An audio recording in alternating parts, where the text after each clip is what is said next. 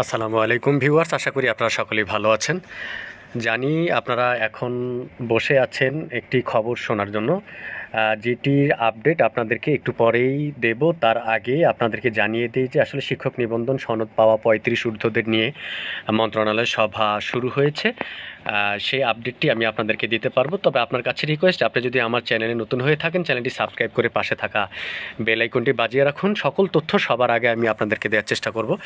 আমরা দেখি যে শিক্ষক নিবন্ধনের সনদ অর্জন করা ৩৫ ঊর্ধ্বদের বিষয়ে সিদ্ধান্ত নিতে সভায় বসছে শিক্ষা মন্ত্রণালয়ের সিনিয়র সচিবের সভাপতিত্বে এ সভা শুরু হয়েছে।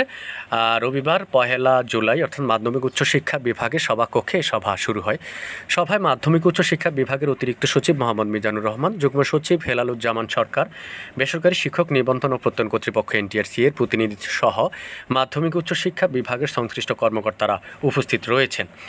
জানা গেছে NTRC এর সনদ অর্জনকারী ১ থেকে ১২তম এবং ১৭তম নিবন্ধনের ৩৫ ঊর্ধ্ব প্রার্থীরা গণবিজ্ঞপ্তিতে আবেদনের সুযোগ দেওয়ার দাবিতে দীর্ঘদিন ধরে আন্দোলন করছেন। সেই আন্দোলনের প্রেক্ষিতে নিবন্ধনধারীদের বিষয়ে সিদ্ধান্ত নিতে এ সভা ডাকা হয়েছে।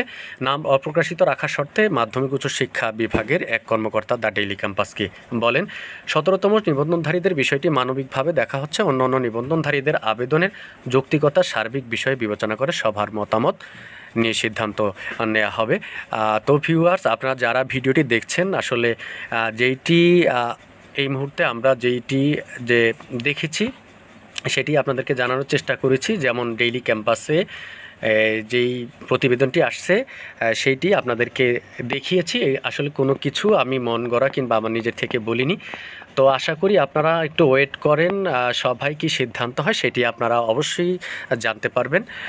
তো আমরা চাই যেন নিবন্ধন সনদধারী যারা আছে প্রত্যেকেরই যেন একটি চাকরির ব্যবস্থা হোক। তো সর্বশেষ আপডেটটি আমি আপনাদেরকে জানাবো, ততক্ষণ পর্যন্ত আপনারা সাথে থাকুন। ধন্যবাদ।